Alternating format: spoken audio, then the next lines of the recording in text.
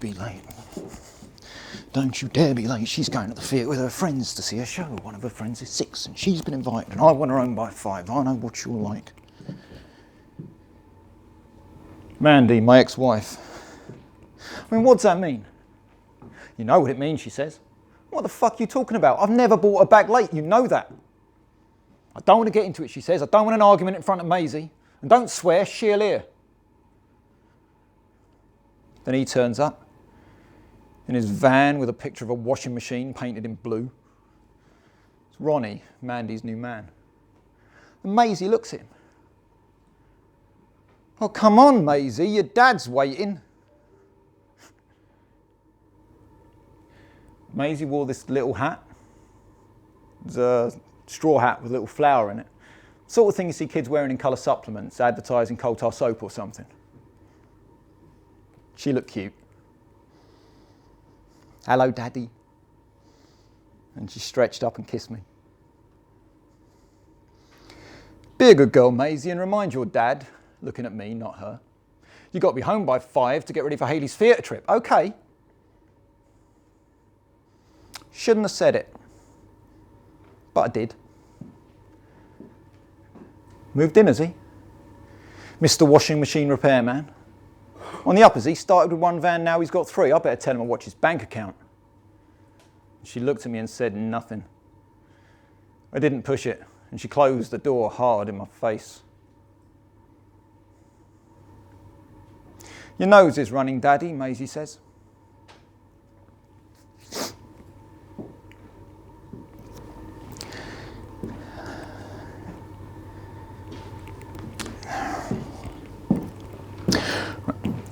So I'm sat down with a bacon sandwich and mug of tea, Sam's Cafe, Upper Street, Islington. It's a place I had breakfast when I had a painting job in the area. This bloke opposite me drops his paper on the floor, and I picked it up for him. Shit news. And more murders, more looting, more mass college murders in America. It's depressing, innit? He looked at me like he didn't hear. Well, come on, mate, take your paper. Someone else might want to read it, get as depressed as you. He's what? He's 40, 45, something like that. Looked Asian. Wore this Harris tweed jacket. It's miles too big for him. Bald. But kind face. Sort of bloke who wouldn't do any harm. You know, give up his seat for elderly women on trains and buses. You know, you could tell. I could tell. And he's itching to tell me something. Wouldn't let it go. Violence against women in the UK, figures are up, worst they've been in 10 years. Brexit and all that shit. Don't know whether we're coming or going. We should just emigrate, get the fuck out of here, find a place in the sun. He looked right through me, and I couldn't help myself. Excuse me, mate. Look, I know it's Monday and no one likes Mondays, but it can't be that bad. What the fuck's wrong?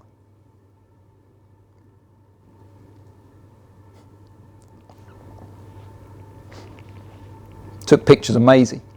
She's sitting on a wall eating an ice cream. She's kicking her feet out, looking at her pink shoes with gold buckles and watching pigeons in Trafalgar Square. When do pigeons sleep, Daddy, in the day or the night? I wiped ice cream from her mouth and thought how much I loved her. How much richer my life was with her in it. You know, sometimes I collect her from school and we go to McDonald's and I just watch her eat the whole time. Just taking in every gesture, every expression, every funny face, every smile.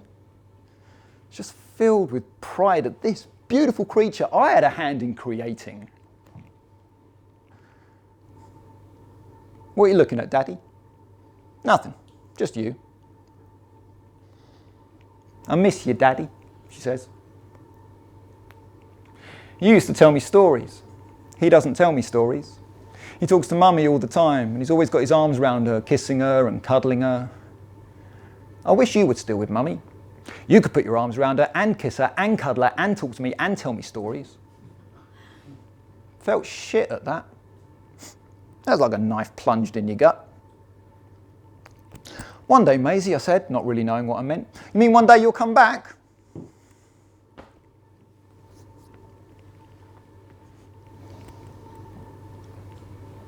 She never says his name. It's always he. How sensitive that for a 6-year-old. He comes out with it, suddenly, out the blue, like floodgates opened. I'm worried my wife might kill herself. My wife gets depressed. I drive a taxi. We live okay. We live in a nice flat. She has plenty of money. There's nothing that we want. But it doesn't matter. Every day she says she feels like committing suicide. And I'm scared. Scared for my wife and for my son Ben. I drive up. First thing I do is look up at the balcony, then at the floor, expecting the worst. Look at my hands shaking. I'm a nervous wreck and I'm tired all the time. I'm scared I'll fall asleep at the wheel of my taxi and kill someone. I don't know what to do. It's fucking terrible, mate. You've got to do something about it. I mean, like, get social services involved. What about friends, relatives? I mean, there's got to be someone who can help. And his bacon and sausage sandwich arrives. Look, mate, I've got to go. I'm late for a job as it is. I hope things get better. Look, if you want to talk about it some other time, I'll listen, okay?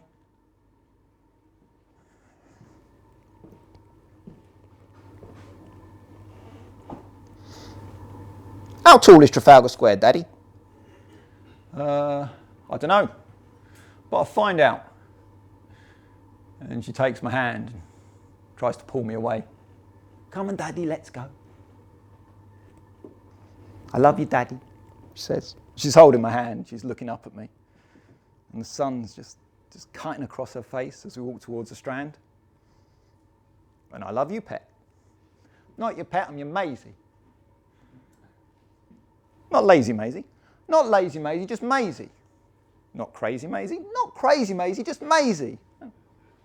Not hazy Maisie. Stop it, Daddy. And she hits her hand against my thigh and tells me to stop being silly. Don't be silly, Daddy. And I'm smiling. She's smiling. She knows I'm pissing with her. It's a beautiful moment.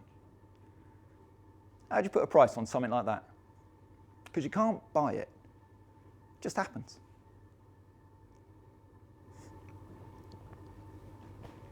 She rings. If you're near Oxford Circus or somewhere where there's shops, Maisie needs new shoes. The ones she's wearing are too tight. You can get them for her. Okay. And she raised her voice. Did you hear what I said?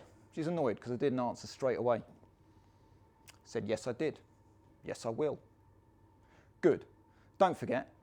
And don't forget what time she's got to be back. I know what you're like. Didn't react. Just hung up. Look at Maisie making funny faces at me.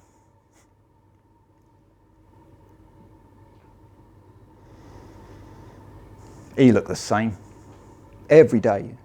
His face, sullen, yellow almost. His eyes fixed, staring at nothing. I couldn't get the look out of my mind. Why? I don't know. I mean, if he was a charity, I'd have given him something. I mean, his son Ben and Maisie were the same age. There's a connection, kind of. And look, Mandy was a bitch. There's no two ways about it. I mean, she bled me dry, financially and emotionally. But, if nothing else, at least she was a good mother. I'll give her that. Will you talk to my wife? You've got a daughter the same age as Ben. Help her realise what she's got's worth living for. Try and make her see sense. She might listen to you. Now, I didn't really want to get involved, but, he looked so desperate. I said I would.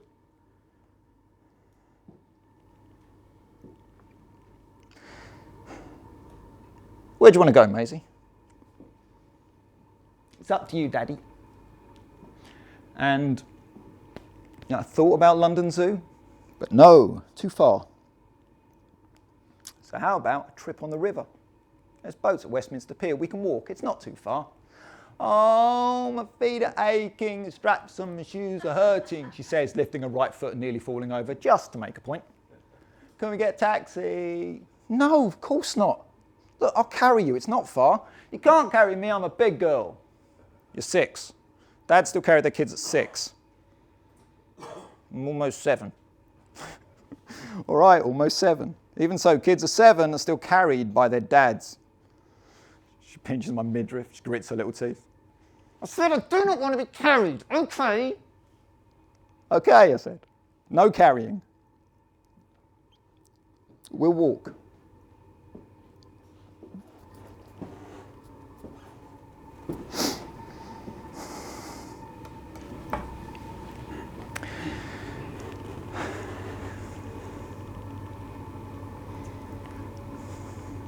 Now, my dear mum's words fill my head as I walk up these bleak concrete steps of this housing estate, avoiding the dog shit as best I could.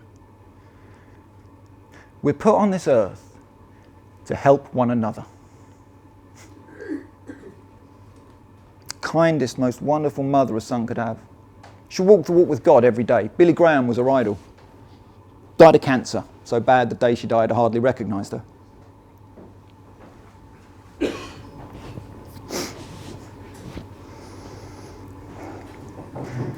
She was a wreck.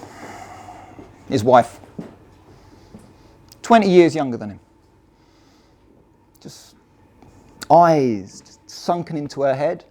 She sat at the table smoking a cigarette, and she's thin as a rake. She looked like death. I mean, it had to be drugs or something. This is Dan. I met him in a cafe. I told him about you, Lisa, what you like and how worried I am. He's got a daughter the same age as Ben, a little girl called Maisie. Sit down, Dan, talk to Lisa. I'll put the kettle on, make a cup of tea. She got up, put on her coat. He calls after her, but she's gone. Fuck me, what kind of woman you got there? She does this. She just gets up and goes out. I call her phone, but she never answers. I lie awake at night worrying about her, wondering where she is and what she's doing, and sometimes she gets back an hour before I get up for work. I ask her where she's been, but she never tells me. Mate, there's only one thing for it. You've got to get out of this. Look, take your son, go live somewhere else. At least you know he'll be all right. I couldn't do that, he says. No, I love her. Look, I can't walk out. I know it's against my religion. Fuck religion. Look, this is a real situation and you've got to deal with it.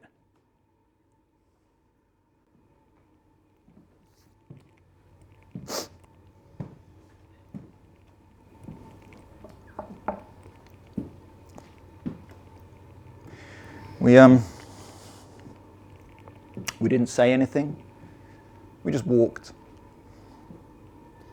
Sun shone and her blonde hair glistened and she looked beautiful, you know, serene, like an angel. And people smiled at her, as if there's something about her, not an ordinary 6, almost 7-year-old. It was as if people, lots of them from all over, Italians, Japanese, French, German, Swedes, the whole fucking world, as if the whole fucking world knew what was going to happen and their smiles are meant to soften the blow. Didn't see it then, but I do now.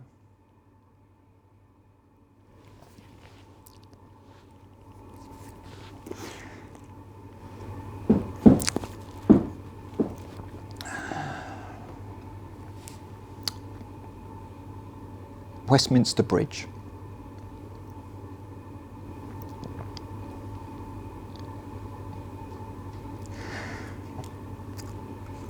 I'll race you to the wall, Daddy, she says.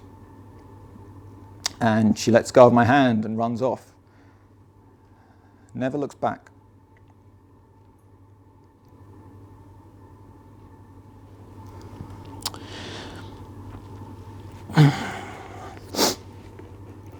The van careered on the pavement, shuddered and stopped, and the back doors flew open, and I didn't do anything. I didn't say anything, I didn't think anything, I just stared at the stuff in the back. It was all thrown in, no order to it. There was no order. There was a chest of drawers spilling over with clothes, there was a red bike, there was footballs, there was toys, lots of toys, yellow and red toys. And this woman looks at me and she covers my face with hers so I couldn't see and says, an ambulance is on its way, suggesting it was under control and everything was going to be okay. There were 3 people bent over her, and all I can see are these pink shoes with gold buckles. And as I approach, this black guy stood and he puts his arm around me. So he's, God bless you, my son. Believe in him. God will take care of you. And above all this noise, and people screaming, above all this confusion, people running in all directions, I heard him crying. It wasn't crying, it was whimpering, like a dog. And I realised at that moment, I never knew his name. Because I knew his son's name. And I knew his wife's name. Didn't know his. just some bloke in a van with my daughter lying in front of it. So what's going to happen? The order of things had been broken. Like, I didn't know where I was, what I was doing, but I was going to be late for Maisie's theatre date. I had let her down. I'd missed some ice cream on her lip, and I bent down and I wiped it off. Her eyes are closed, like she'd fallen asleep. Like she fell asleep after a bedtime story. I mean, she looked the same as she always did, except she wasn't. Because in a moment, she was there, and in a moment, she's gone.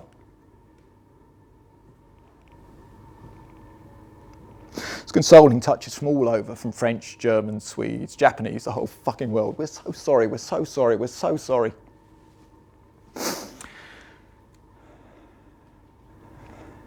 Police asked me questions, which I must have answered because eventually they stopped, and an ambulance took Maisie away. We'll take to the hospital now, one of them said, and they drove me there. And at the hospital I signed papers and answered their questions again. I wanted to see her. Please let me see her. I said, but they wouldn't let me. They said I'd have to wait, but they never told me why. And while I'm waiting, she rings. Where are you? Are you close by? I told you to bring her home by 5, it's 10 past. Hayley's mum's just called to make sure Maisie's still going. I said, yes, of course she's going. She's looking forward to it. Hayley's one of Maisie's best friends. She wouldn't miss it for the world. She didn't let me get a word in edgeways. I knew you couldn't be trusted to bring her home on time, she said. And I was right again, wasn't I? You never change, do you? Same old, same old. I said I was sorry. Well, where are you? Did you buy the shoes like I told you to? Answer me! You fuck!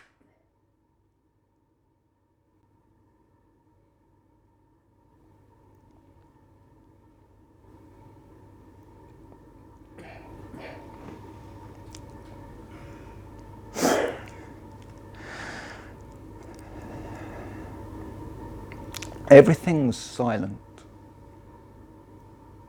I was living in a kind of haze. Everything around me seemed unreal. Life was unreal.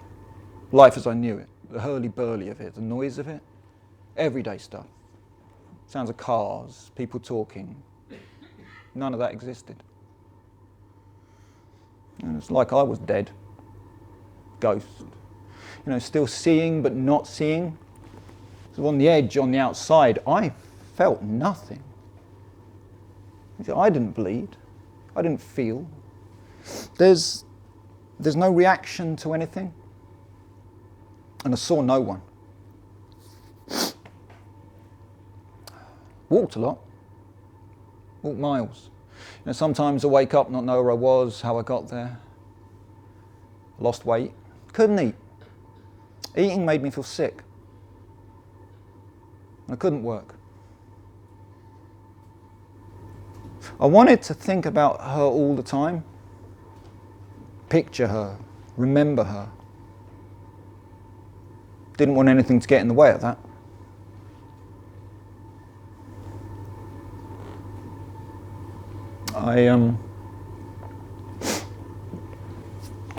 I looked at her in her coffin in the Chapel of Rest. I wanted to tell her how sorry I was for everything, for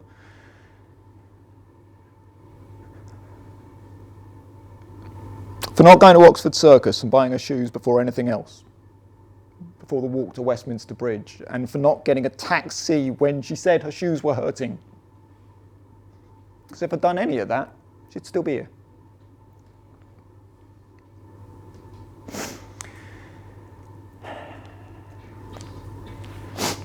I saw Mandy outside the chapel. There's people talking to her, offering her condolences. And when she saw me approach, she went inside, didn't say anything to me. No one said anything to me. There weren't many people. There was Maisie's teacher, Mrs. Branson. There was children from school, friends of Mandy's, her parents. Ronnie and his parents. And that was it. I sat on my own across the aisle from them, felt I wasn't part of it. It all happened in a silence. You know, there was no hymns, nothing. Mandy organised it, everything.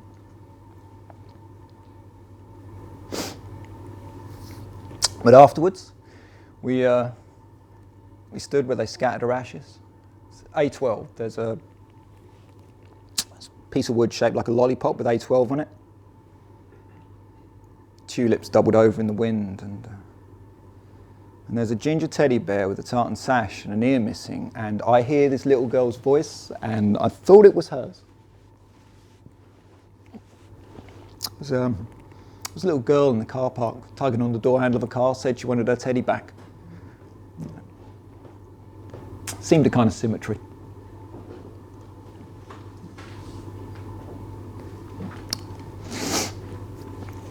In court, he looked at me all the time.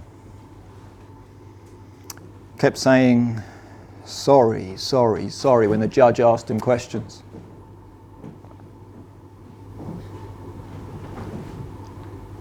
And he cried. He cried a lot. Cried the whole time. He just put his head in his hands and just cried, like for hours, like forever. That's all I remember of the court case, him crying. Made me cry. For me and for him.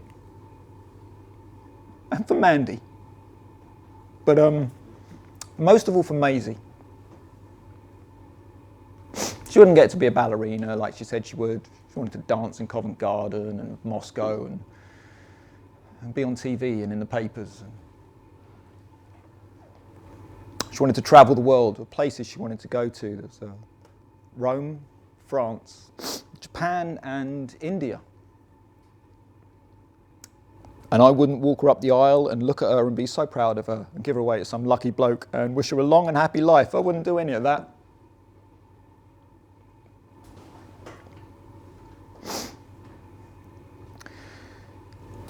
They asked him what happened. Describe what happened, slowly and concisely, and speak loudly so everyone in the court can hear. In your own time, as you remember it, every single detail, when you're ready. And he looked at me the whole time. I'd taken my son Ben to my mum's. I was collecting his things from the flat. My wife said she didn't want us anymore and told us to leave, which was a lie, because I told him to leave.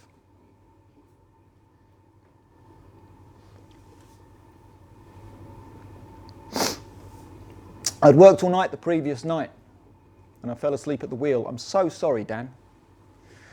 He got 3 years and they led him away.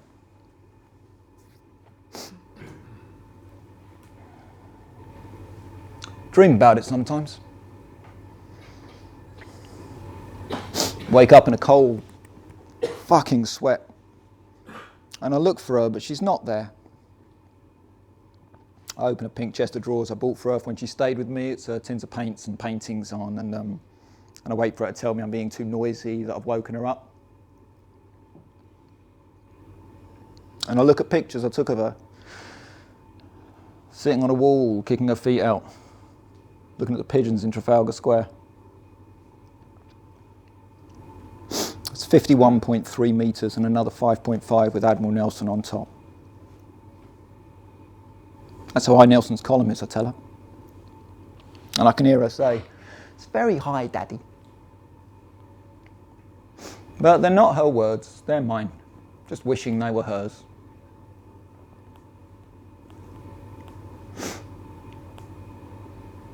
There's socks and a white blouse with ketchup on it from McDonald's. Never got around to washing it. And a pair of shoes with a hole worn in the bottom. It's Christmas cards, stuff she painted at school. There's a painting of me on a ladder, painting a window for the best daddy in the world. These are treasures. They're like gold dust. They're worth more than anything. And I surrounded myself with them. They meant the world to me.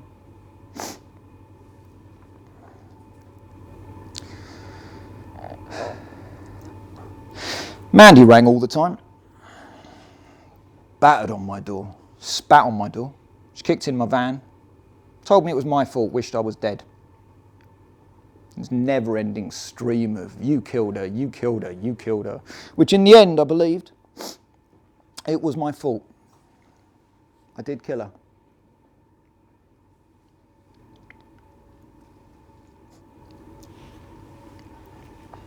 Doctor asked me if I wanted some help.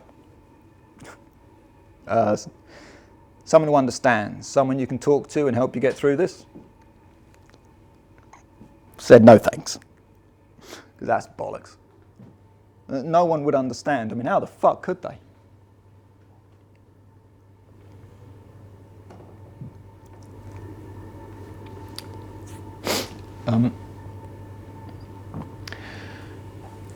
I'd always wondered, what kind of mental state do you have to be in to want to kill yourself?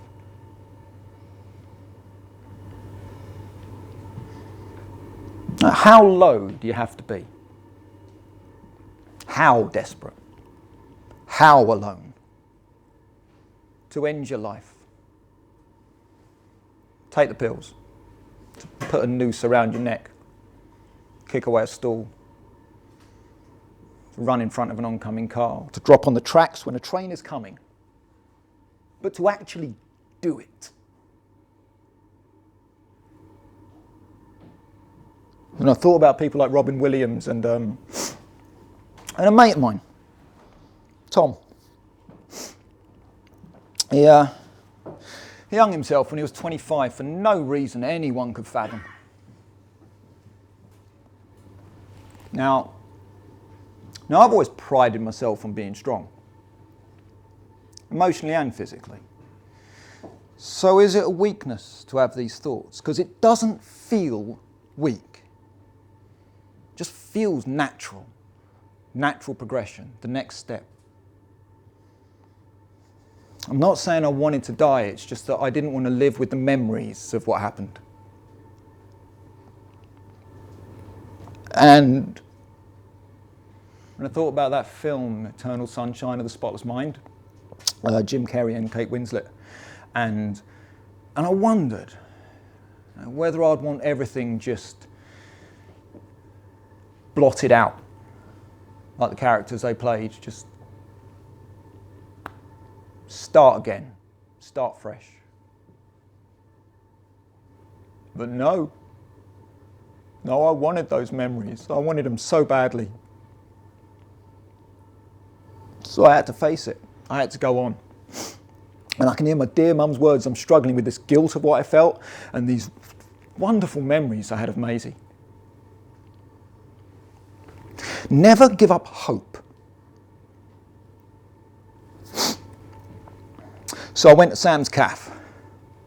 I wanted to remind myself where this all started. And I sat at his table and I imagined he was opposite me. Sam asks if I wanted the usual and I said, yeah, I did.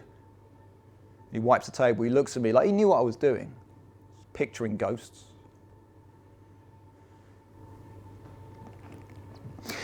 If he hadn't dropped the paper, now, if I hadn't picked it up and sat opposite and listened and listened and listened, maybe none of this would have happened and she'd still be here. But I just kept thinking what it must have been like for him. Every day coming home and not knowing. Just the unknown. It's always the unknown. And I think I'd have wanted someone like me to come along and listen and try to help. I know I would. This mug of tea lands in front of me. And Sam looks out the window. I thought there was an incident outside, like a fight or something, or a car accident. And she's looking in the window. Lisa, she's looking at me. And she came in and she sat opposite where he sat. Said, I was in a dark place, she said. I was depressed and suicidal, but I'm all right now. and I waited for her to tell me her story. But I don't want to talk about the past, if you don't mind. So please don't ask me. I asked if she'd seen him in prison. Frank. That was his name. Said, I went last week for the first time, she says. Took Ben. Cried when he saw us. He's a good man and I let him down. Treated him badly, did things I shouldn't have. Told him I was sorry. Told him I'd wait for him and we can start again. And he said he'd like that. It's a fresh start, something to look forward to. And weirdly, I was pleased for her and him. And how are you doing, she says.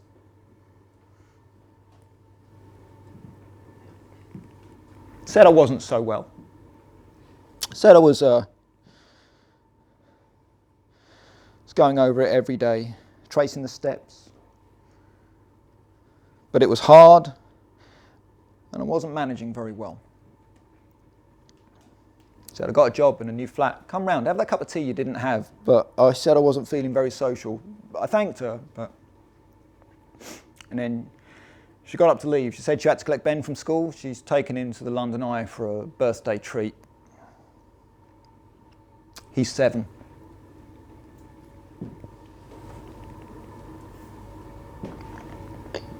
And I couldn't take my eyes off her as she gets up and goes to the door. And I can see Sam's reflection in the window. He's drying his hands on a tea towel and he's watching her leave. And I look at him and he looks at me and he nods. I'm not sure why.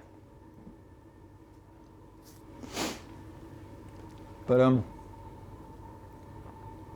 almost a year goes by and I'm running out of money. So I'm needing to work to make ends meet. But small jobs at first, just like a hallway, landing, the bathroom. Nothing too big. Clients would ask me what I was thinking when I just stood silent on a ladder or held a paintbrush and just stared. My daughter Maisie, I said. And I carried on.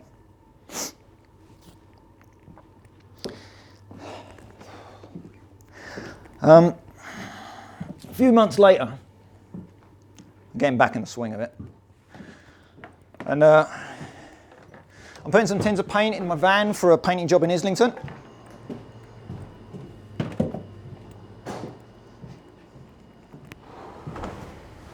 And I see a little boy across the road. He said his name was Danny. Hello, Mr. Regan, he says. Fat little fucker. This red lobster face and this smile. And he said, sat next to Maisie at school, he says. Everyone misses her. I miss her. She was funny and she said things. School's not the same without her. And I wanted to hug the fat little fucker. Instead, I took out my wallet and gave him 20 quid.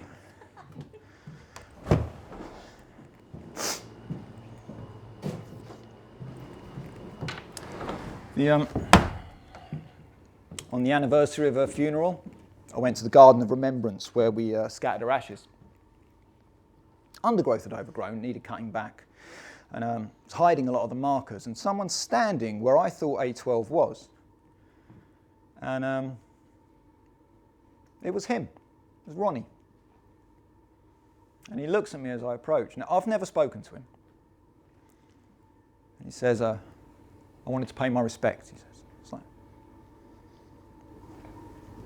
And we stand there looking at the marker for a long time. And he says, I've split up with Mandy.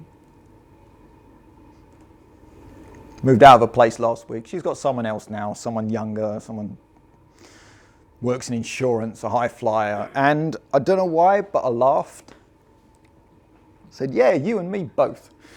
And I didn't know how he'd take that, but he laughed too. First time I went out with Mandy, I told him. She glowed. She's like a peacock, all plumage and touchy-feely and throwaway smiles.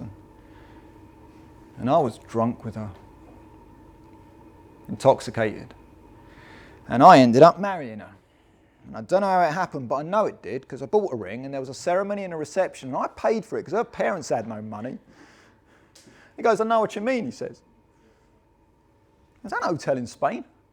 There's waitresses wheeling in champagne in a bucket. She's singing in the shower. I'm sitting on the bed looking at the shit state of my accounts. I know exactly what you mean, he said. I went round to fix a washing machine. Next thing I know, I've offered to fit a new one for nothing because the one she had was knackered.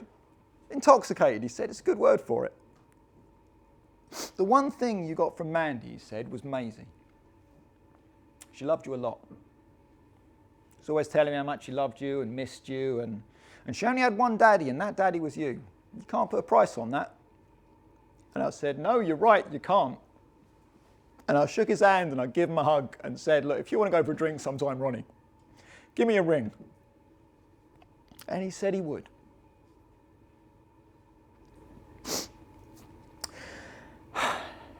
So,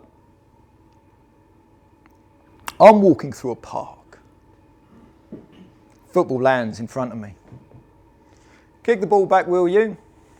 Say please, Ben, she says. Lisa, kick the ball back, please. She asks me how I'm doing, and I say I'm getting there. You know, I'm working, keeping myself busy. It's the best way, she says. Keep yourself occupied, takes your mind off things. And I said, yeah, it does.